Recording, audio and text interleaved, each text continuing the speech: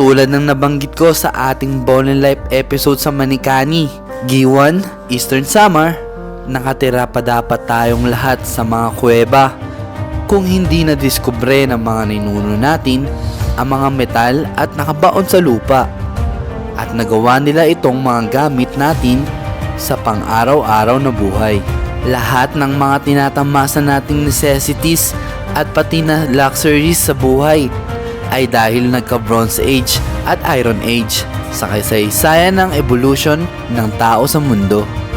Kaya sa aming pananaw, hindi na dapat dinidebate pa kung kailangan o hindi ang pagmimina.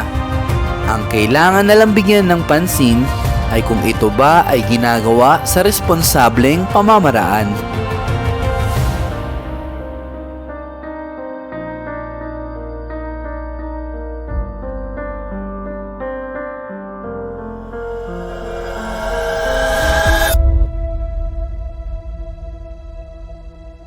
Noong 5 ng Pebrero, habang tulog pa ang lahat, pati na ang mga manok, umalis ang Ball and Life sa Puerto Princesa City, Palawan upang bumiyahe ng 250 na kilometro papunta sa bayan ng Batarasa.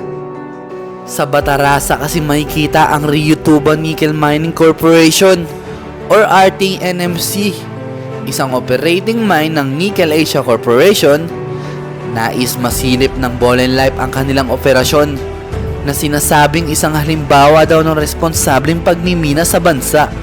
At ito ang aming mga nakita at napuna sa Rio Tuba. Una, sa kabilang active mining area, ipinakita ng RTN sa amin kung paano isinasagawa ang surface mining nila, na umaabot sa 20 metro ang lalim para makuha ang saprolite o high grade and limonite or low grade na ore.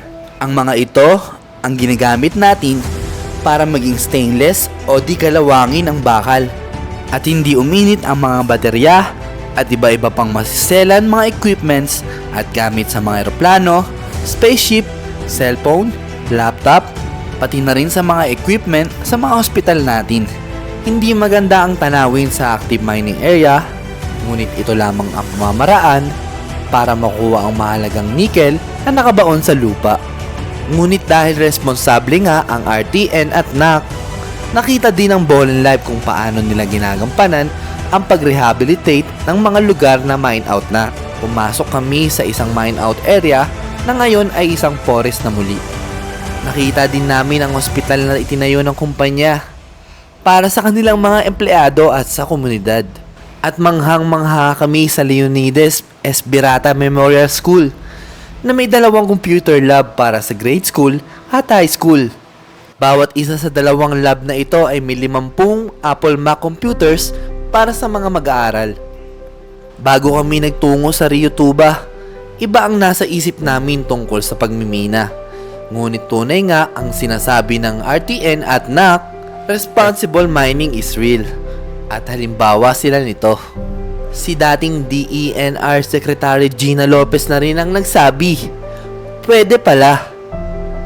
At ako nga pala si Mark. At ito ang Ball and Life sa Rio Tuba.